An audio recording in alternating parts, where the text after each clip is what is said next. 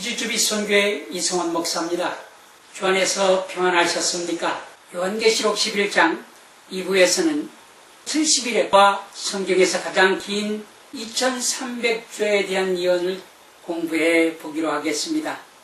70일과 2300주야 서로 아주 밀접한 관계를 가지고 있기 때문에 70일과 2300일을 2부와 3부로 나누어 다루기로 하겠습니다. 2300주야, 곧 2300일은 문자적으로 해석할 수 없습니다. 문자적으로 해석하면 2300주야는 약 7년이 채 못 되는 기간으로서 이 기간을 실제적인 기간으로 해석하면 다니엘 시대로부터 말세 시대까지 오는데 어림도 없는 짧은 기간입니다. 그래서 우리는 이 2300주야, 즉 2300일을 상징적으로 해석하고 풀어야 한다는 것을 알 수 있는 것입니다. 에스겔 4장 6절은 기간적인 예언을 풀 때를 위한 열쇠를 제공하고 있습니다. 그 수가 차거든 너는 우편으로 누워 유다 족속의 지역을 담당하라. 내가 내게 40일을 정하였나니 1일이 1년이니라. 여기에서 1일이 얼마라고 했습니까? 1일이 1년이라고 했습니다. 또 민수기 14장 34절에서도 같은 말씀을 하고 있습니다. 그러므로 2300일은 2300년으로 해석해야 합니다. 2300년이 지나면 그때부터 성소가 정결하게 되는 일이 시작될 것이며 하나님의 성소에서 인간들의 운명을 결정하여 일한 대로 갚아주기 위한 추수 심판을 시작할 때까지 성소 정결은 계속 진행될 것입니다. 이제부터 차근차근 이 예언을 공부해 보기로 하겠습니다. 다니엘 8장 27절에 보면 이에 나 다니엘이 혼절하여 수위를 앓다가 다니엘은 2300조에 대한 예언을 깨달아 알 수 없었기 때문에 혼절하여 수위를 알았다고 합니다. 그러나 가브리엘 천사가 다니엘에게 이 이상을 깨닫게 해주었습니다. 다니엘 8장 9절을 통해서 보면 가로되 진노하시는 때가 마친 후에 될 일을 내가 내게 알게 하리니 이 이상은 정한 때 끝에 관한 일임이니라. 가브리엘 천사가 다니엘에게 정한 때 끝에 관한 일을 알려주었습니다. 예언서에는 긴 기간의 예언들이 여러 번 등장합니다. 그런데 2300주야에 대한 예언은 아주 특별한 예언의 기간입니다. 그런데 한 가지 우리가 분명히 이해해야 할 성경적 사실이 있습니다. 예언서 다니엘과 계시록의 초점은 작은 뿔, 곧 짐승의 표의 마프 인물인 교황권이 하나님의 교회에게 어떻게 어려움과 핍박을 주는지 미리 말해주는 예언이라는 것입니다. 이 문제가 두 예언서의 주를 이루고 있는 것입니다. 여러분, 이 두 책에 이것이 언급된 이유를 알고 싶지 않습니까? 그것은 2300년에 대한 예언이 교황권이 진리를 땅에 던져 짓밟고 성소에 대한 예를 회파해 버리는 일과 관련되어 등장하기 때문입니다. 그러므로 2300년에 대한 예언은 다니엘 8장 9절로부터 12절 내용의 말씀이 선제하고 나서 언급된 것임을 알 수 있습니다. 다니엘 8장 9절로부터 12절을 우리 다 같이 읽어보겠습니다. 그중 한 뿔에서 또 작은 뿔 하나가 나서 남편과 동편과 또 영화로운 땅을 향하여 힘이 커지더니 그것이 하늘 군대에 미칠 만큼 커져서 그 군대와 별 중에 몇을 땅에 떨어뜨리고 그것을 짓밟고 또 스스로 높아져서 군대의 주제를 대적하며 그에게 매일 드리는 제사를 지하여 버렸고 그의 성소를 헐었으며 범죄함을 인하여 백성과 매일 드리는 제사가 그것에게 붙인 바 되었고 그것이 또 진리를 땅에 던지며 자의로 행하여 형통하였더라. 여기에 기록된 작은 뿔은 교황권을 의미합니다. 이 세력이 남편 아프리카 지방과 동편 헬라, 바벨론, 페르시아, 아시리아 지방과 또 영화로운 땅 유대나라 지역을 향하여 세력을 뻗어가는 것을 보아서 이 세력은 서쪽으로부터 오는 세력임에 틀림이 없다고 성서학자들은 말합니다. 교황권은 성경 지리상 예루살렘을 중심으로 서쪽인 로마에서부터 오는 세력입니다. 이 세력이 진리를 땅에 던지며 질밟는다고 말씀하고 있습니다. 다시 부연할 필요 없이 교황권은 중세기 동안 많은 오류들을 이교로부터 끌어들여와 교회를 타락시키고 어둡게 하여 진리를 수호하는 많은 성도들을 박해하고 죽였습니다. 그런데 그 교황권이 행한 일 가운데서 가장 중요한 배도는 매일 드리는 제사를 제하고 하나님의 성소를 헐어버린 사실입니다. 이 언급은 이 예언이 과연 누구에 대한 예언인지를 알아낼 수 있는 아주 중요한 힌트가 되는 것입니다. 로마 천주교 교황권의 역사를 보아도 알 수 있듯이 교황권은 성경의 중심 사상인 교회에 대한 진리를 훼손시켜버린 장본인입니다. 하늘로 승천하셔서 사람의 손으로 짓지 아니한 하늘 성소에서 우리를 위하여 대제사장의 역할을 하고 계시는 예수 그리스도의 사역을 파괴한 역할을 한 세력이 바로 교황권이고 또 지상에 있는 교회를 더럽힌 자도 교황권입니다. 교황권의 세력은 인간 신부제들을 만들어 놓음으로써 죄를 범한 사람이 하나님께 직접 나아가는 것이 아니라 신부에게 가서 죄를 고백하도록 만들어 놓았습니다. 또한 하나님께서 구원의 은혜와 고난을 교회에게 주셨다고 가르침으로써 교인들은 교회에서 만든 인간의 전통들과 오류의 가르침들에 얽매여 살게 만들었고 하늘 성소와 지상교회에서 역사하시는 예수 그리스도의 역할을 올바로 보지 못하게 만들었습니다. 뿐만 아니라 마리아상을 포함하여 수많은 성자들의 우상들을 만들어 그것들에게 기도하도록 하여 유일한 중보자이신 예수님의 사역을 가리워 놓았고 성지들을 순례하는 등 여러가지 자선사업들과 헌금들을 통하여 인간의 공로를 통해 구원을 얻게 만든 제도들을 만들어 놓음으로써 믿음으로 구원을 얻게 되는 유일한 구원의 도리를 짓밟아 버렸습니다. 다시 말해서 구원의 은혜가 하늘로부터 임하는 성령의 역사를 막아버리고 하나님의 구속의 오묘를 설명해주고 있는 성소를 허물어 버렸고 교회를 가증한 우상들로 더럽힌 자입니다. 지금도 로마 천주교는 교회를 완전히 허물어 버리려고 때를 기다리고 있는 것입니다. 1260년 동안 로마 천주교회에 의하여 더럽혀진 교회를 정결케 하는 시작점이 바로 2300주야이기 때문에 2300주야의 예언기간을 공부하기 전에 로마 천주교 교황권에 대해 긴 시간을 할애하여 말씀을 드리게 된 것입니다. 자, 2300년 기간적인 예언에 대해 공부를 본격적으로 해보기로 하겠습니다. 2300주야는 하늘에서 하나님과 한 거룩한 전사 사이에서 나누어지는 대화를 소개하면서 2300주에 대한 예언이 등장하게 됩니다. 다니엘 8장 13절과 14절을 보면 내가 들은즉 거룩한 자가 말하더니 다른 거룩한 자가 그 말하는 자에게 묻되 이상에 나타난 바 매일 드리는 제사와 망하게 하는 죄악에 대한 일과 성소와 백성이 내어준 바 되며 짓밟힐 일이 어느 때까지 이를꼬 하며 그가 내게 이르되 2300주야까지니 그때의 성소가 정결하게 함을 입으리라 하였느니라.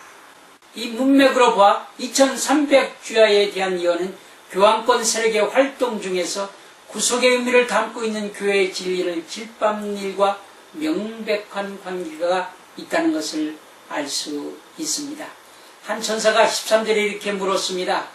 다른 거룩한 천사가 그 말하는 자에게 묻되 이 상에 나타난 바 매일 드리는 제사와 망하게 하는 죄악에 대한 일과 성소와 백성이 내어준 바 되며 짓밟힐 일이 어느 때까지 이를꼬 하며 이 성경제는 언제 이 성소가 정결케 되겠습니까? 라고 묻는 질문입니다.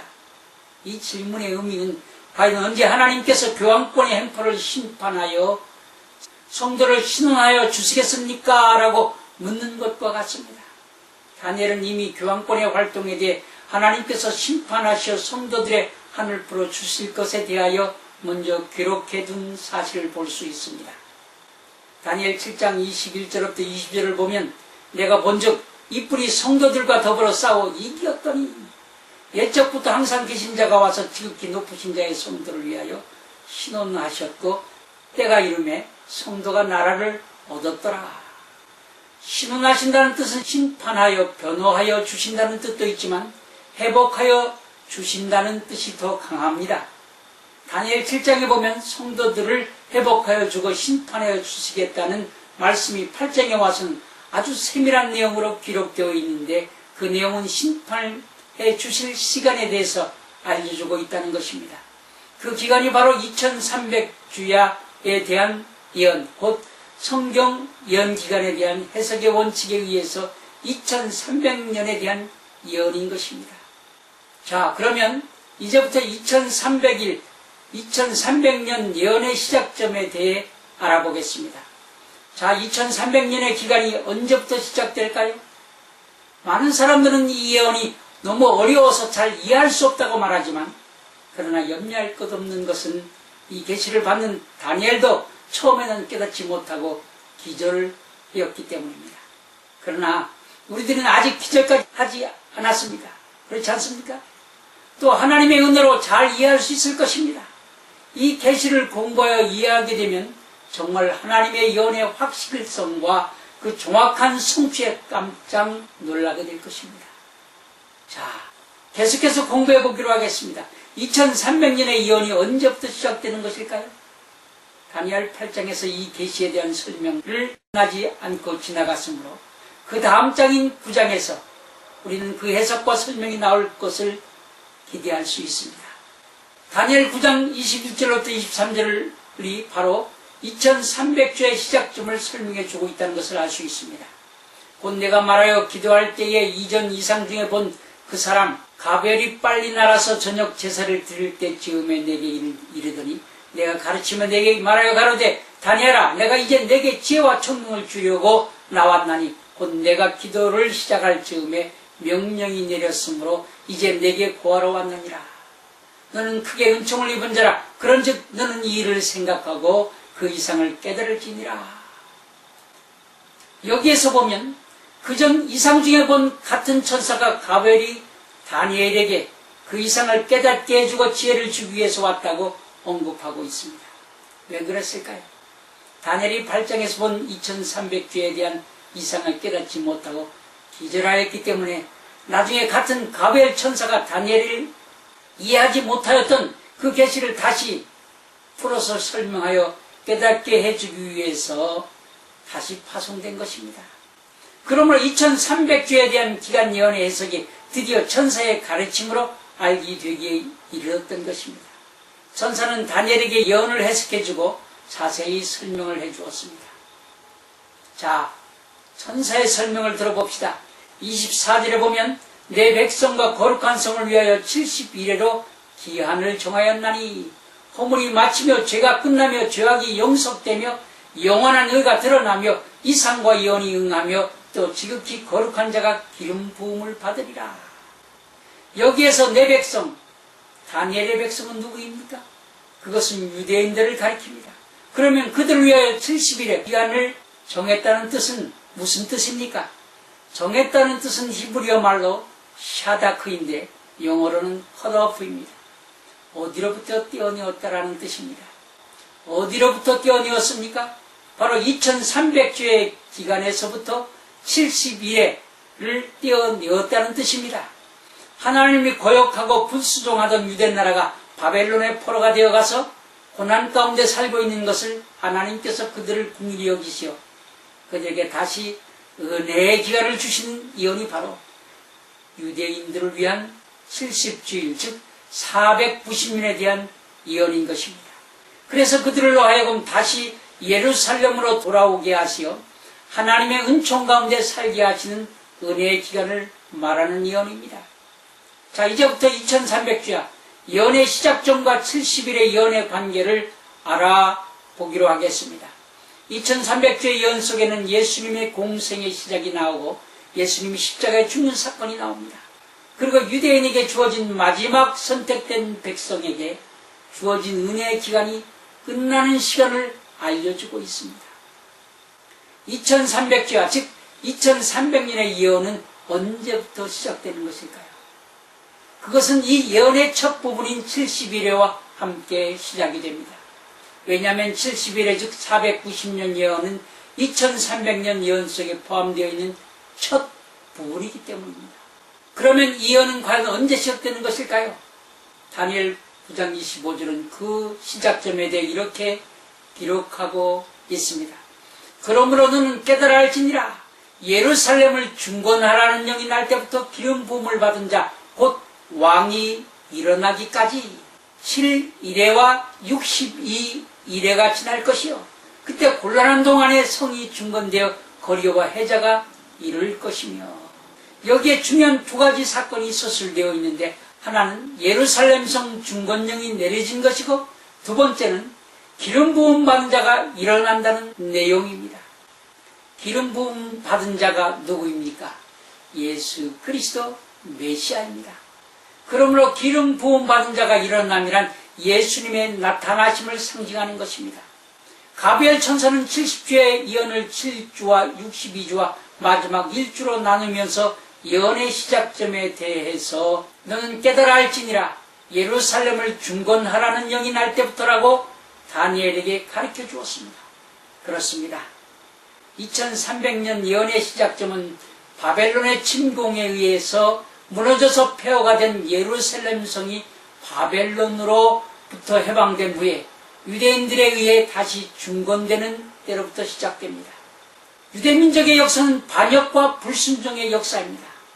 하나님은 40년 동안의 광야 생활과 70년 동안의 바벨론 포로 생활과 같은 고난을 통하여 유대민족이 하나님의 선택된 백성으로 살기를 원했지만 하나님을 대적하고 불순종의 길을 떠나지 않았기 때문에 70년 바벨론 포로 생활을 하고 있을 때에 드디어 하나님께서 이스라엘 백성에게 마지막 유예 기간, 즉 은혜의 기간을 주시는 것이 다니엘 9장에 기록된 예언인 것입니다.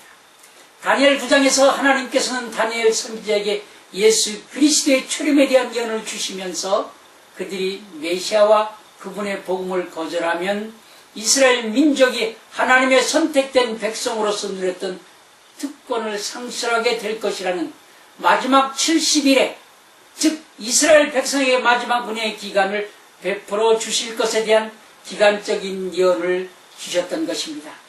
다시 말하면 예수 그리스도를 메시아로 영접하고 복음을 온 세상에 전파하는 조건으로 유대민족은 하나님의 선택된 백성으로 남아있을 수 있게 된다는 것입니다. 하나님께서는 이 중요한 예언을 가브리엘 천사를 통하여 다니엘 선지자에게 전달하였습니다.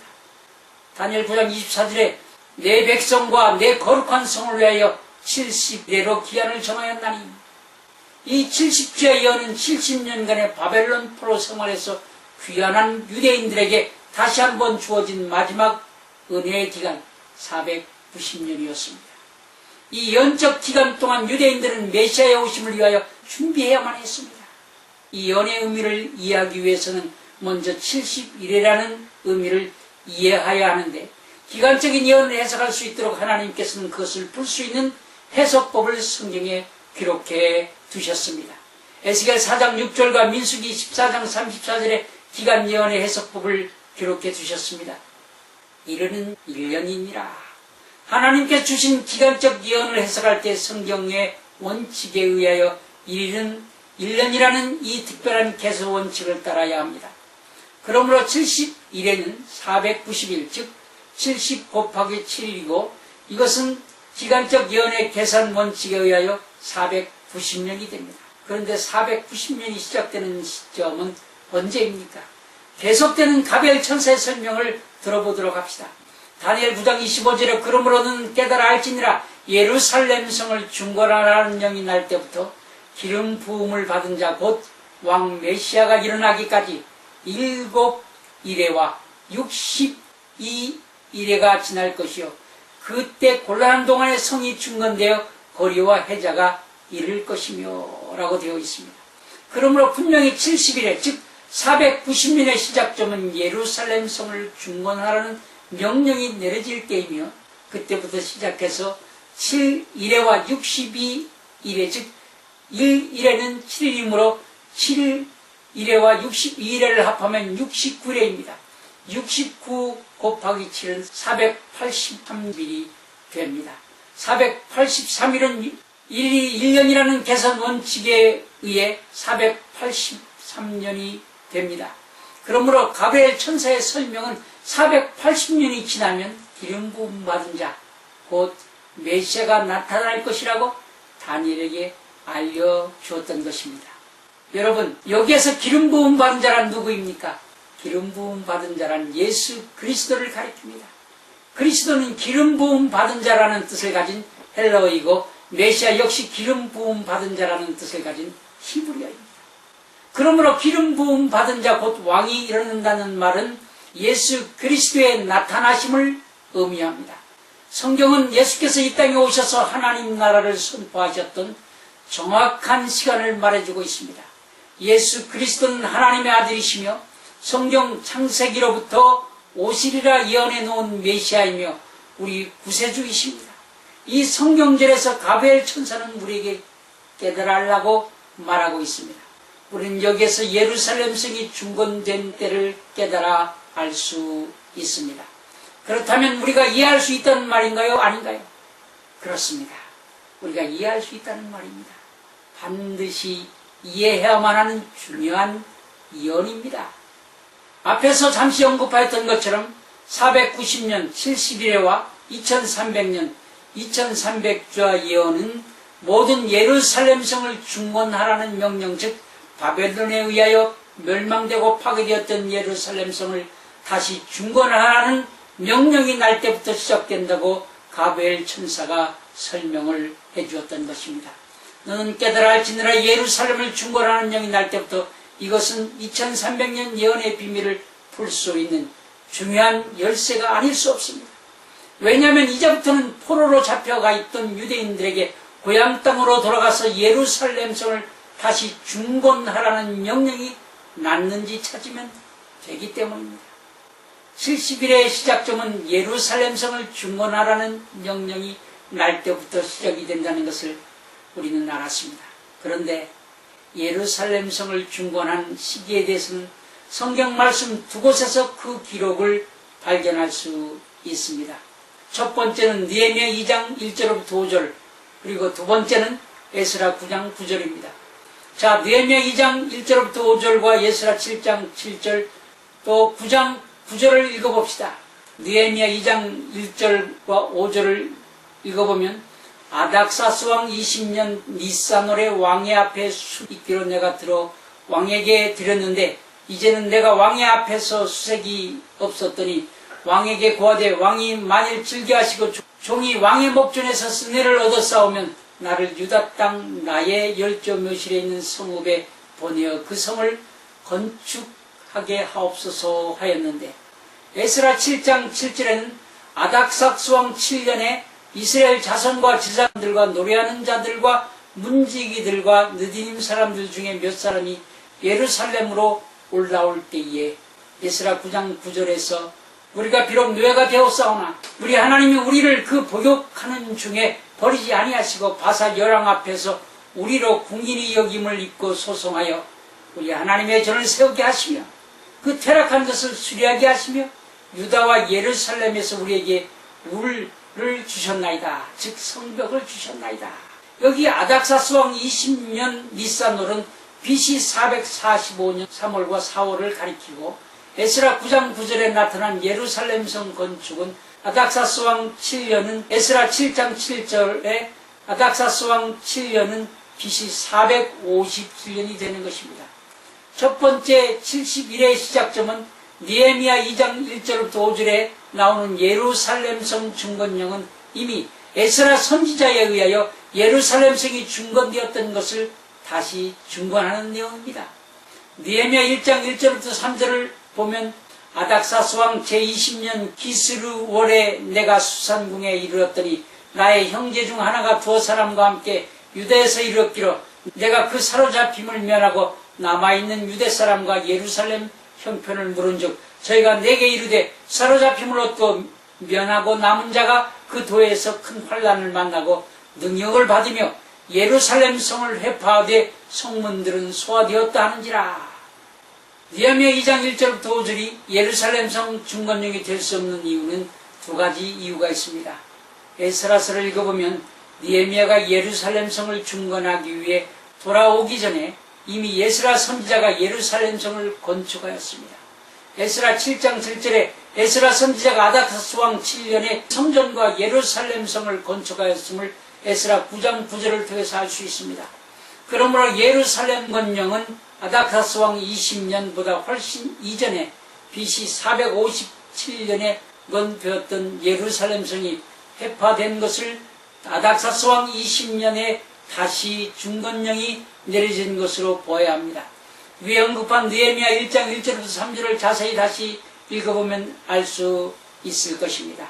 두 번째 이유는 70일의 중 69일의 끝에 기름 부음 받은 자, 즉 요단강에서 예수님이 성령으로 세례를 받은 사건과 만일 이 연대를 시작점으로 한다면 예수님의 공생의 시작이 AD 27년인데 12년이 더 늦은 AD 39년이 되고 주님이 십자가에 돌아가신 해가 AD 40년이 되기 때문에 느헤미야 2장 1절부터 5절 그리고 느헤미야 2장 7절부터 9절은 부합되지 않습니다. 두 번째 70일의 기점은 에스라 9장 9절에서 찾아볼 수 있습니다. 에스라 9장 9절 바사 열왕 앞에서 우리로 궁일이 여김을 입고 소송하여 우리 하나님의 전을 세우게 하시며 그 퇴락한 것을 수리하게 하시며 유다와 예루살렘에서 우리에게 우를 주셨나이다. 성벽을 주셨나이다. 영어로 Prepare the house of God to rebuild its ruin and to give us a wall in Judah and Jerusalem. 예루살렘 성 중건령에 대한 말은 없지만 지금 읽어드린 성경 말씀을 보아서 에스라 선지자 때 예루살렘 성을 중건하였음을 알 수 있습니다. 에스라 7장 7절과 8절에 아닥사스 왕 7년에 이스라엘 자손과 제사장들과 레위 사람들과 문지기들과 느디님 사람들 중에 몇 사람이 예루살렘으로 올라올 때에 이 에스라가 올라왔으니 왕의 7년 5월이라고 기록되어 있습니다. 아닥사스 왕 7년은 70일의 시작점인 BC 457년입니다. 그리고 69일의 끝이 AD 27년이 되므로 예수님이 요한에게 세례를 받으시고 성령의 기름 부음으로 공생애가 시작되는 기름 부음 받은 왕이 일어나기의 연수에 꼭 적용이 됩니다. 에스라 7장 7절과 8절과 13절에는 바벨론 제국이 망하고 페르시아 제국이 들어섰는데 그 당시 페르시아 제국의 왕이었던 아닥사스 왕은 은과 금과 재료들을 주면서 유대인들이 고향 땅으로 돌아가 성전에 예물을 드리도록 허락한 기록을 찾아볼 수 있습니다. 예루살렘 성을 중건하도록 허락하는 기록은 사실 없습니다. 그러나 기록은 없지만 예루살렘 성을 중건한 기록은 앞에 말씀드린 에스라 9장 9절 속에 나타나 있습니다. 그러므로 에스라 7장 7절과 8절에서 예루살렘 성을 중건하는 기록은 없지만 예루살렘 성을 중건하는 명령이 난 정확한 해는 역사적으로 아닥사스 왕 7년 즉 BC 457년이 시작점이라고 보아야 할 것입니다. 성경에 예언된 대로 예루살렘 성전뿐만이 아니라 예루살렘 성 그 자체를 재건축하여 한 독립가로 인정하여 주는 조서는 아닥사스 왕 7년이라고 보아야 정확한 것입니다. 오늘날 말세를 연구하는 사람들은 자신들이 직접 예언서들을 제대로 연구하지 않고 남들이 세워놓는 종말론 이론들을 짜집해 가지고 자기가 연구한 것처럼 주장하고 있는 것을 발견하게 됩니다. 특별히 요 근래 노 목사의 에스라 성경 강좌 6월 30일 수정된 글을 살펴보면 예루살렘 증건령에 대한 말을 하면서 이들 즉 강서편 총독 다드네와 시달보스네가 성읍과 성곽이며 성전 건축이 완료된 것을 보고 책임을 추구하는 말에도 이미 성곽 중건을 마친 것을 알 수 있다. 이와 같이 예루살렘 성읍과 성곽과 성전이 함께 중건되었다는 것은 성경을 성실하게 읽어본 사람이라면 누구나 다 알 수 있는 일이다 라고 말도 안 되는 영뚱한 말을 하고 있습니다. 에스라 성경 강좌의 노거 목사는 성경을 성실하게 읽어본 사람이 아니면서도 성경을 성실하게 읽어본 사람처럼 말하고 있습니다. 제 아내에게 가끔 이런 농담을 합니다. 제 아내가 성경을 열심히 읽고 성경 본문과 맞지 않는 아주 엉뚱한 말을 할 때가 있습니다. 그때 저는 제 아내에게 이렇게 말합니다. 당신은 초등학교 국어 실력이 꽝인 것 같다고. 다시 초등학교에 입학하여 국어 실력 향상시키라고 말입니다. 아마 이 동영상을 올린 노 목사도 초등학교 때 국어 실력이 꽝인 것 같습니다. 한번 다시 읽어보세요. 예루살렘 성전 건축에 대해 책임을 추구하는 사람들, 즉 에스라 5장 3절에 나타나 있는 인물들이 그 당시 일어난 사실들을 있는 그대로 진실을 말했을까요? 아니면 거짓말을 보탰을까요? 고레스왕 원년에 내린 조서는 예루살렘 성전을 건축하라는 조서이지 예루살렘 성을 함께 건축하러 내린 조서가 아닙니다. 고레스왕의 은혜를 입은 스룹바벨과 예수아와 지상들과 레위 사람들과 예루살렘으로 돌아온 자들이 하나님을 진실하게 섬기는 자들이었습니다. 이들이 예루살렘 성전을 건축하라는 고레스왕의 조서를 속이면서 예루살렘 성을 건축했을까요? 그들은 진실한 하나님의 백성으로 고레스왕을 속일 수 있는 사람들이 아닙니다. 목사님은 세상을 살아가면서 이런 상황에서 은혜를 받은 사람을 속일 수 있는가 보죠. 하나님의 진실한 종들이라면 고레스왕을 속이겠습니까? 노 목사님이 하나님의 진실된 종이 아니라면 속일 수 있겠지요. 한번 생각해 보세요. 누구든지 신실한 그리스도인이라면 진실을 말해야 한다는 것을 초등학교 학생만 되어도 아주 간단히 알 수 있는 상식적인 문제가 아니겠습니까?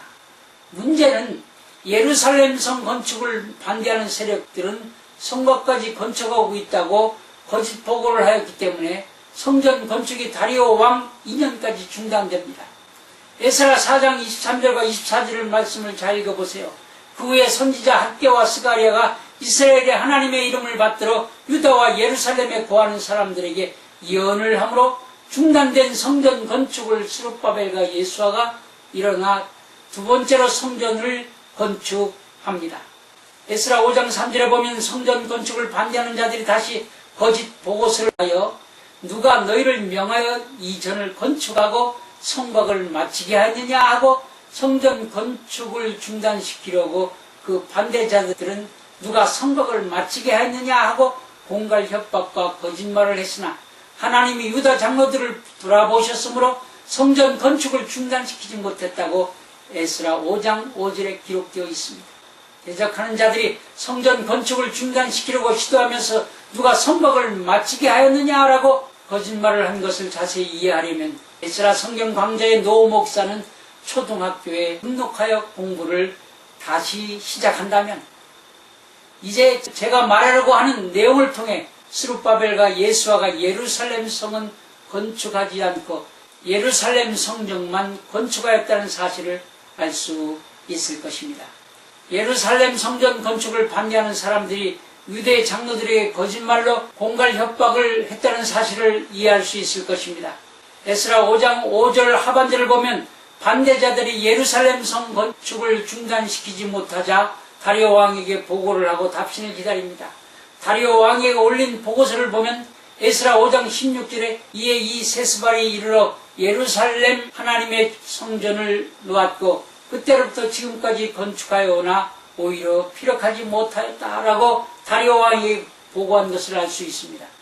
처음에는 거짓 보고서를 통해 성전 건축을 중단시켰으나 두 번째 보고서에는 거짓말로 이스라엘 지도자들을 공갈 협박하였으나 다리오 왕에게 거짓말로 보고해서는 안 되는 상황이 되었는지 그들은 있는 사실 그대로 보고했습니다.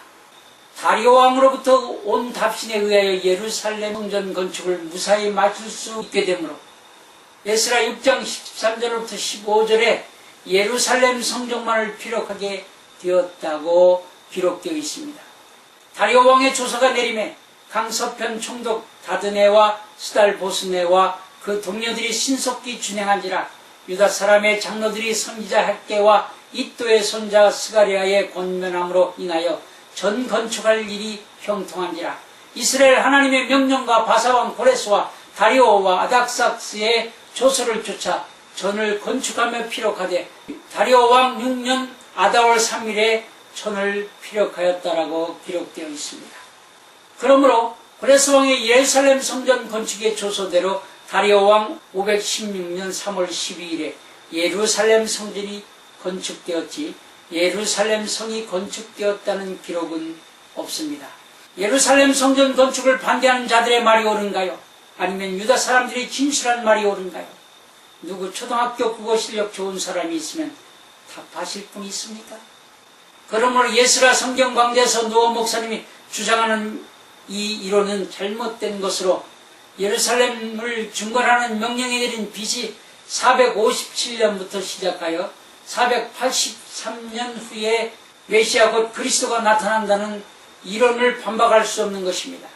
중요한 71회를 노어 목사는 초등학교 국어 실력이 꽝이기 때문에 말도 안 되는 엉터리 해석을 하고 있는 것입니다.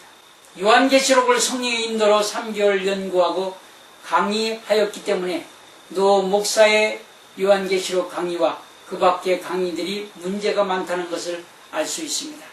요한계시록은 연구할 때 정말 성령님이 함께 하셔서 알려주셨습니까? 노 목사님의 성령님은 그 정도 수준입니까? 특별히 성령의 인도를 받았기 때문에 요한계시록을 3개월 연구하고도 강의할 수 있는 능력의 소지자인 노 목사님은 이렇게 성실하게 성경을 읽고 해석해도 되는 것입니까? 자신을 하나님의 사람처럼 포장하지 마십시오. 자, 이제 노 목사의 잘못된 이런 71회의 해석을 비교 분석하면서 예루살렘성 중건령의 시작점을 자세히 살펴보았습니다. 예루살렘성 중건령은 아닥사스 왕 7년이라는 사실을 정확하게 알 수 있습니다. 그러므로 요한계시록 11장 3부에서는 71회의 시작점을 기점으로 해서 71회와 2300주야의 예언이 정확하게 성취되었고 또 미래에 성취될 예언을 다루어 보기로 하겠습니다.